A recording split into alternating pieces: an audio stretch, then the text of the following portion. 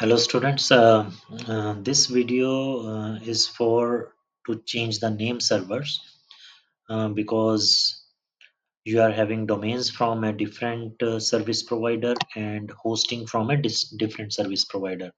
So for this you are supposed to change the name servers. The hosting details which you have received through email, there are four parameters of name servers are given.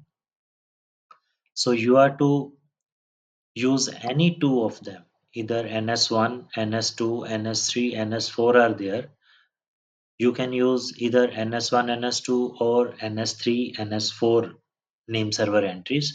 And where to change and how to change, I'm going to demonstrate with respect to those who have purchased their domains from Godaddy. So I have already logged in into my account of Godaddy, and you can see I have number of domain names registered out here, and you may be having only one domain.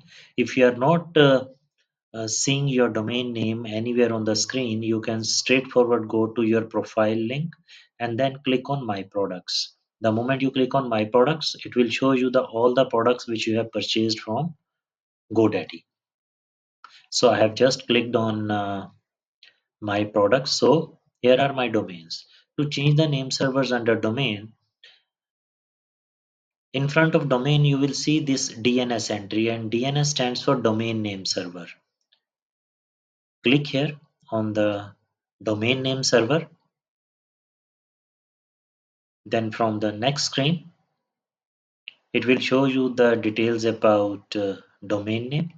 So from this screen, the third option, name server, click on this name server option. Then you will get this screen, change name servers.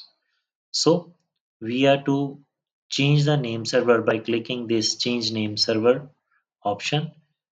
By default, this GoDaddy name server will be checked.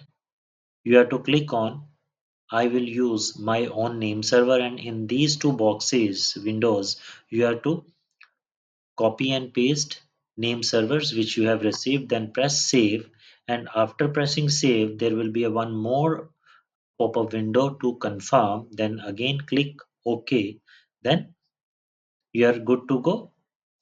And then after this you need to wait for maybe couple of hours or more than that to see the effects. So this is all what you are supposed to do, and after that you will see you will be able to uh, s- install the WordPress. That's it for this video.